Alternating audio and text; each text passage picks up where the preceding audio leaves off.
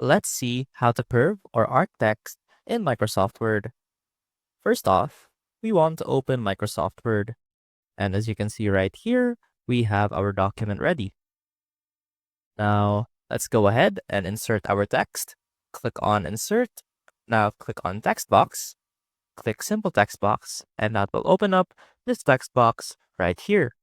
Now let's remove the shape outline and change the shape fill to no fill. And for example, if we want to curve our text, let's type in our text first. This is a curved text. Now let's place it center. Now, as you can see right here, you have the option for text effects. Now simply highlight your text, click on text effects, and click on transform.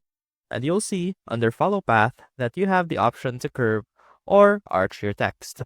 Now let's go ahead and click one of those. And what that will look like with bigger font is that it will automatically curve your text.